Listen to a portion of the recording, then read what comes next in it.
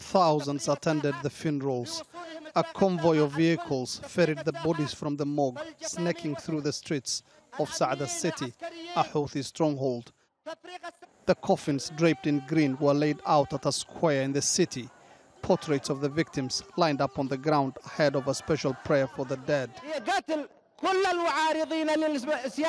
Angry mourners shout slogans against Saudi Arabia and who they say is its biggest ally and arms supplier, the United States. These people have come from various parts of the country to give a proper send-off to those who died in the latest Saudi Emirati coalition airstrike. Security was tight at the ceremony, which was attended by several high-ranking Houthi officials. The funerals were supposed to take place on Saturday, but were postponed due to security fears.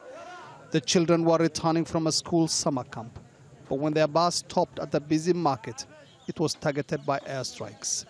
UNICEF has called the carnage the single biggest attack on children since the war in Yemen escalated in 2015. Images of the children covered in blood and reeling from shock have provoked international condemnation. We request all parties to the conflict to end the attacks against civilians, against children in particular, against infrastructure, and we plea for them to enter into a cessation of hostilities to put an end to this war.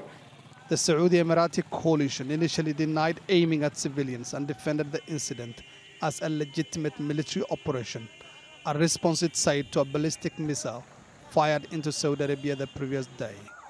But hours later, the coalition promised to investigate. I don't think it will be accepted that the side that has committed this crime is allowed to investigate it because we know the result already. The Saudi-led coalition has investigated many crimes like the Great Funeral Hall and other strikes they did, and there is no result has come from this investigation. The United Nations Security Council has called for a credible and transparent investigation into the attack. The war in Yemen has left at least 10,000 people dead and led to what the UN describes as the world's worst humanitarian crisis. The UN Special Envoy to Yemen, Martin Griffiths, has invited parties in the conflict to talks in Geneva from the 6th of September. But efforts to get a ceasefire deal before then have so far failed.